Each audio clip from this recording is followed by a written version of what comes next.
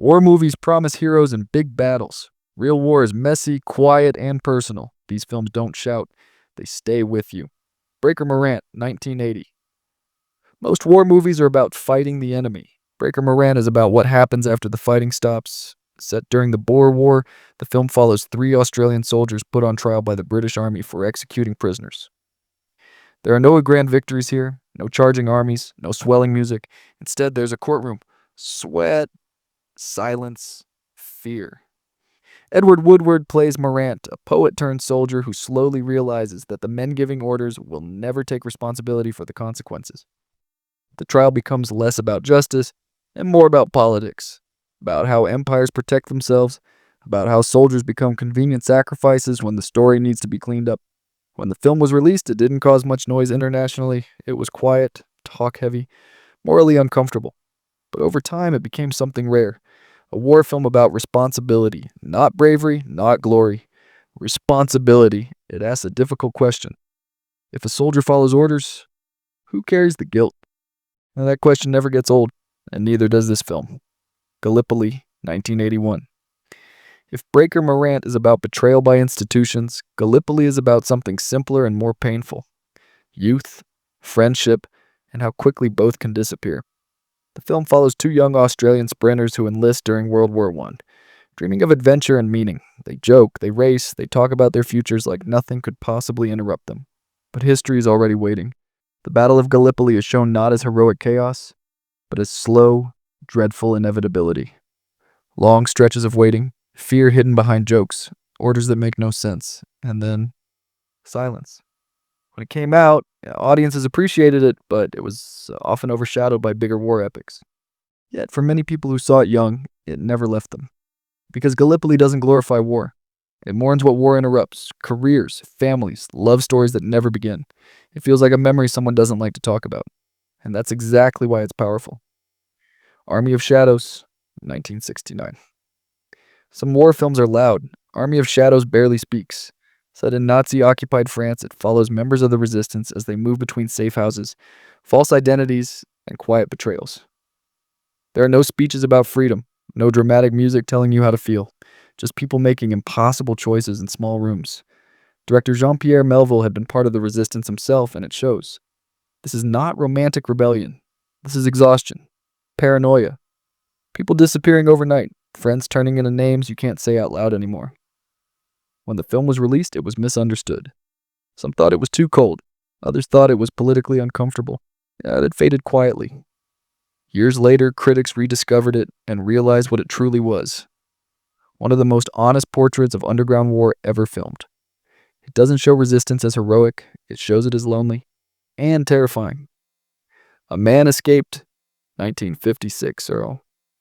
If most prison escape movies are about clever plans and fast pacing, A Man Escape does the opposite. It slows everything down. A French resistance fighter is held in a Nazi prison. The story follows him day by day as he plans his escape. Not with action, but with patience. We watch hands. We hear footsteps.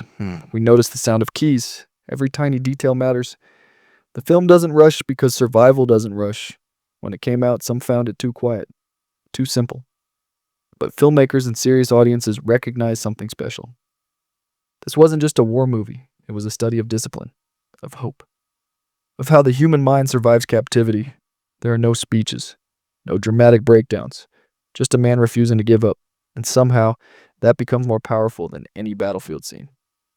The Beast, 1988. War is often shown from one side. The Beast dares to stay inside the enemy's tank. Set during the Soviet War in Afghanistan, the film follows a tank crew that becomes separated from its unit and hunted by local fighters.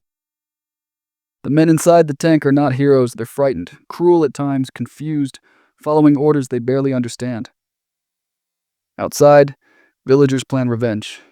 Inside, paranoia grows. The desert becomes a trap. When it was released, the film struggled to find an audience. It was too bleak, too morally complicated, too uncomfortable for easy viewing, but slowly it gained respect. Because it refuses to simplify. No one is clean, no one is safe. And the machine they hide inside becomes their prison. It's not about winning. It's about what war turns people into when there is no way out. The Ninth Company, 2005. This film arrived decades later, but it feels emotionally connected to older war movies. It follows young Soviet soldiers sent to Afghanistan in the final years of the conflict. They train, they complain, they form friendships, they believe they understand what's coming, they don't. The film shows boredom, cruelty, dark humor, fear, and loyalty mixed together, not as philosophy as routine. When it was released, it was popular in Russia but largely overlooked elsewhere, which is unfortunate, because it shows something Western war films often miss: how war feels when you don't believe in it, but still have to fight it. By the end, the question isn't who won, it's whether anyone did. Land of Mine, 2015. Most war films end when the fighting stops. Land of Mine begins there. Set just after World War II, the story follows a group of very young German prisoners forced to clear landmines along the Danish coast, the same mines their own army planted. They are barely more than boys. Some still look like children. Their uniforms are gone. Their country is defeated, and their crime, in the eyes of their captors, is simply being German. The work is slow, methodical, terrifying. One wrong step means disappearing. What makes the film so difficult to watch is not the violence, but the waiting, the silence before each wire is cut, the way fear becomes routine. There are no speeches about forgiveness, no easy lessons, just a question hanging in the air. When the war is over, who deserves mercy? The film didn't get the global attention it deserved, but those who saw it rarely forgot it, because it reminds us that wars don't really end. They just change shape. My Way, 2011. My Way tells a story so strange it almost sounds fictional. Two men, from different countries, forced into different armies, dragged across 3 wars. A Korean marathon runner and a Japanese officer become enemies, then prisoners, then soldiers again, under new flags and new uniforms, fighting for causes neither of them chose. World War II from Asia to Europe. Languages change, uniforms change, the suffering does not. The film is emotional, sometimes brutal, sometimes surprisingly gentle. It was ambitious, expensive, and international. And because of that, it slipped between audiences. Too foreign for some, too emotional for others. But those who connected with it saw something rare. A war film not about nations, but about survival. About how history uses ordinary people as pieces on a board they never agreed to play on. By the end, the idea of sides feels almost meaningless. Only endurance remains. No Man's Land, 2001. This is one of the few war films that dares to be funny, not in a comforting way, in a bitter way.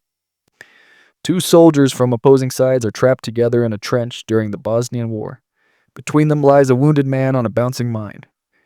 If he moves, he dies. They argue, they insult each other, they share cigarettes, they remember home. Outside, politicians and journalists circle the situation like vultures. Inside, nothing changes. The film won awards, but it never became widely known among mainstream audiences, which is a shame, because its message is devastatingly simple. War is often less about ideology and more about men stuck in holes waiting for someone else to decide their fate. It's dark, it's absurd, and it feels painfully real. Buffalo Soldiers, 2001. Most war movies focus on the battlefield. Buffalo Soldiers focuses on the base. Set in Germany just before the fall of the Berlin Wall, the film follows American soldiers who are bored, corrupt, and deeply disconnected from the idea of honor. They steal, they deal drugs, they manipulate the system. Not because they are evil, but because nothing else gives them purpose. And when the film was finished, its release was delayed because of real-world events, and then it quietly disappeared. But over time, it developed a cult following because it dared to show something uncomfortable. Sometimes the damage of war shows up in laziness, in moral rot, in people slowly forgetting why they're wearing the uniform at all. It's not heroic, it's not pretty, but it's honest in a way few films are willing to be. The Painted Bird, 2019. This is not an easy film. It was never meant to be. Shot in stark black and white, The Painted Bird follows a young boy wandering alone through Eastern Europe during World War II. He sees things no child should ever see: cruelty, superstition, violence that arrives without warning. There's very little dialogue, no comforting music, no safety. When the film was released, many people avoided it. Some walked out. Some criticized it for being too harsh, but others understood its purpose. It does not show war as strategy. It shows war as a disease that infects everything it touches, especially the innocent. It's not entertainment, it's a reminder, and that alone makes it important. Not every great war film becomes famous. Some are too quiet, Some are too honest. Some refuse to make suffering look heroic. They don't sell courage as a slogan. They don't promise meaning in the chaos. They simply show people trying to survive something that should never have existed. These films don't ask for applause, they ask for time. And if you give them that time, they tend to give something back. Not comfort, but understanding.